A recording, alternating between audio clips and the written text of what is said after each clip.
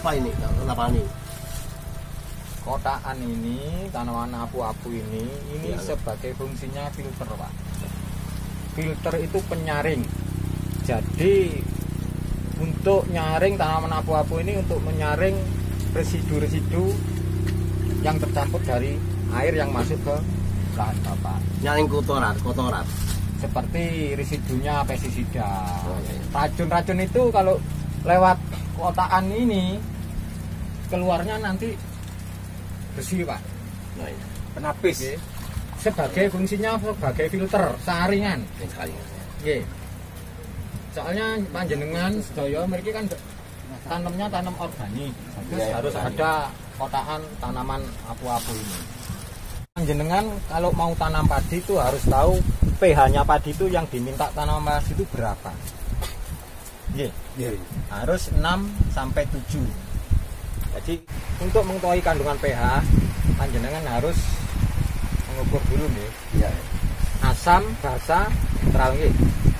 Jadi coba ini diperhatikan pH-nya berapa di lahan Bapak. Tunggu 1 menit 2 menit ya. 2 menit. Nah, ini sudah nampak Pak ya. Kelihatan pH di lahan jenengan ini kurang dari 6.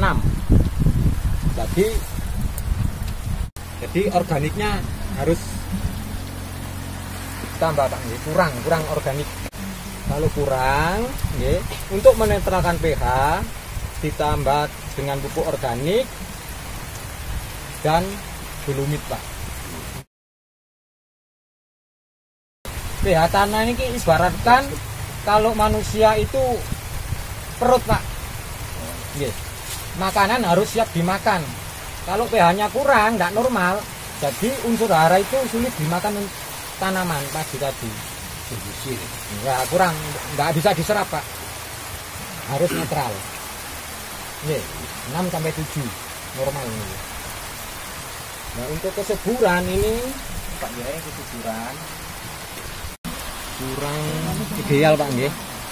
Kalau kesuburan ini 3 sampai 6 Pak. Apa tuh Bang organik? Kalau untuk kesuburan ini masih kurang ya, kurang subur. Makanya dari itu harus ada penambahan organik. Jadi gini Pak, untuk mengetahui pH tanah di lahan kita, jadi selain ada alat yang namanya pH meter, cuman memang untuk pengadaan atau harganya relatif agak mahal gitu. Jadi kalau jenengan misalkan tidak punya alat ini, bisa dengan cara sederhana untuk mengetahui pH lahan di pH tanah di lahan jenengan. Jadi bahan ini mudah didapatkan. Kita pakai kunyit atau kunir gitu. Jadi untuk mengetahui pH tanah ada istilahnya indikator kunyit gitu. Caranya seperti apa? Jadi kita ambil tanah di lahan jenengan sebagai untuk mengukur pH tadi dengan cara ambil di 4 titik menyebar Pak nggih. Jadi pojokan tambah satu lagi titik di tengah. Nah, caranya ambil katakanlah satu gelas ini, masing-masing titik diambil, kemudian dicampur jadi satu ya. Kita akan praktekkan untuk mengetahui pH tanah di lahan Bapak Ibu sekalian nggih. Kita pakai cara sederhana, kita pakai indikator warna kunyit. Jadi untuk mengetahui tingkat pH di tanah kita, untuk sebelum kita melakukan tanam di lahan kita, apapun itu tanamannya, kita terlebih dahulu langkah pertama adalah mengetahui pH tanah kita, karena nanti berhubungan dengan kesuburan atau penyerapan unsur hara oleh tanaman gitu. Sehingga nanti harapannya ketika sudah tahu, kita kondisikan sehingga tanaman kita bisa tumbuh dengan baik gitu. Jadi tadi sudah kita bahas di depan. Kita untuk sampelnya kita ambil dari berapa titik tadi Pak? 5 titik. 5 titik. 5 titik kemudian kita campur jadikan satu. Nah ini setelah kita campur dari 5 titik tadi kita masukkan nggih. Nah, ke larutan air mineral Pak nggih. Iya. Jangan air yang sudah dimasak atau air yang tercemar nggih. Karena nanti mempengaruhi terhadap hasilnya nggih. Kita masukkan kemudian kita aduk sampai benar-benar menyatu. Aduk. Ini kita pakai cara yang paling murah dan mudah ya. Karena yang pasti ibu-ibu di dapur pasti punya kunyit untuk bumbu masak biasanya gitu. Selalu ada. Nah, pasti ada toh. Selalu ada ya Bu ya. Ya, selalu ada. Harus beli ke pasar dulu pasti ada. Oke. Setelah kita aduk sampai benar-benar rata, idealnya kita tunggu sampai endapannya turun, gitu. Sampai menep loh Pak. Sampai endapannya turun, baru kemudian kita bisa masukkan kunir, gitu. Kita potong jadi 2. Yang satu kita masukkan. Nah ini sebagai kontrolnya nanti untuk pembandingnya. Setelah direndam, kita bandingkan. Ya.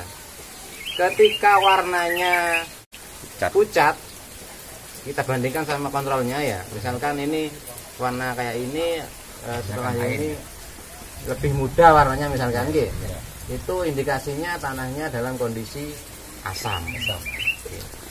Kalau kita bandingkan nanti warnanya agak biru atau kehitam-hitaman, itu menandakan tanah kita basah. Nah, ketika nanti diangkat kondisinya tidak jauh beda atau tetap, itu dikatakan netral. Jadi mudah Ibu nggih untuk menentukan pH tanah kita pada kondisi apa. Kalau kita tidak punya alatnya, kita bisa pakai bunyi. Jadi seperti itu. Intinya kita merendam kunyit ini ke dalam larutan yang sudah kita buat tadi itu. Kita masukkan, kemudian kita diamkan selama kurang lebih 10 menit lah. Nah setelah 10 sampai 15 menit, nah kontrolnya kita ambil Pak. Nah, lalu kita bandingkan. Nah ini warnanya kan sama Pak nggih. Nah berarti dengan warna yang sama ini tanah kita itu pH-nya netral Pak. Nah ini itu sudah cocok untuk bertanam tuh, insya Allah nanti untuk penyerapan unsur hariannya bagus. Nah ini kita lihat ini kan nih. Nah ini kan tidak berbeda kan Pak, kan sama gini. Nah sama seperti ini berarti tanah kita netral. Nah misalkan ini lebih muda, lebih pucat, rada putih Pak dibandingkan dengan ini, nah nanti berarti tanah kita tanah asam. Nah misalkan lebih gelap sampai biru misalkan, itu berarti tanah kita basah. Jadi kesimpulannya tanah jenengan ini pH-nya netral Pak. Jadi untuk bercocok tanam bagus Pak. Cukup Pak nggih? Ya, cukup. Untuk mencapai netral tanah netral caranya bisa ditambahkan pupuk dolomit ataupun dibarengi juga pupuk organik. Jadi ketika sudah netral, otomatis tanaman empean sungguh ngakan kasa lah bisa langsung kakan deh lagi. Tak kuwi masak ada langsung bisa kakan di tanaman ya. Kondisi asam kurang bagus, sebenarnya kondisi basah ini kurang bagus. Saya mapan neka, neng angka tengah-tengah neka. Organik padat karya mantap. Oke Pak, saya ucapkan terima kasih. Wassalamualaikum warahmatullahi wabarakatuh. Sudah siap ditanam Pak? Sudah. Siap, ini paling bagus Pak ditanam. Kalau masih muda nih, banyak anaknya ya. Oke. Ora kebae merondok.